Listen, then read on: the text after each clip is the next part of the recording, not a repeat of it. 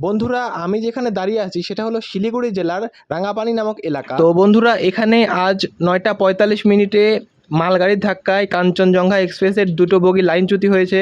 দেখতে পাচ্ছ কত মানুষ ভিড় করেছে দেখার জন্য। বন্ধুরা অনেক ক্ষয়ক্ষতি হয়েছে, প্রায় কিছু সংখ্যক নিহত এবং বেশ কিছু সংখ্যক আহত হয়েছে। দেখতে পাচ্ছ প্রচুর সাহায্যকর্মী এবং পুলিশ এসে ভিড় করেছে এবং সকাল থেকে একাধারে উদ্ধার কাজ পরিচালনা হচ্ছে।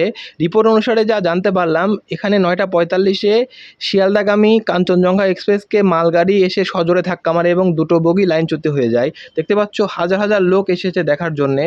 বন্ধুরা উদ্ধার কাজ খুব দ্রুত গতিতে এগোচ্ছে, এখন কি হয় ভগবান জানে। দেখতে পাচ্ছ প্রচুর মানুষের ভিড় হয়েছে, মানে জাস্ট এটা একটা মর্মান্তিক ঘটনা। দেখতে পাচ্ছ হাজার হাজার লোক এসে দেখছে। অল ইন্ডিয়া রেল যোগাযোগ একটি খুব সুলভ মাধ্যম, কিন্তু এখন দিন দিন রেল দুর্ঘটনা বেড়েই যাচ্ছে বন্ধুরা। কয়েকদিন আগেও একটা দুর্ঘটনা ঘটলো, এরপরে আবার কাঞ্চনজঙ্ঘাতে দুর্ঘটনা ঘটলো। বন্ধুরা দেখতে পাচ্ছ প্রচুর পরিমাণে মানুষ ভিড় করেছে দেখার জন্যে। দূর দূরান্ত থেকে মানুষ ছুটে আসছে স্বজনদের একটু দেখবে বলে। বন্ধুরা স্থানীয় লোকের সাথে কথা বলে যেটা জানতে পারলাম সেটা হলো কাঞ্চনজঙ্ঘা এক্সপ্রেসকে পিছন থেকে ধাক্কা মেরেছে এবং দুটো বগি লাইনচ্যুত হয়ে গেছে।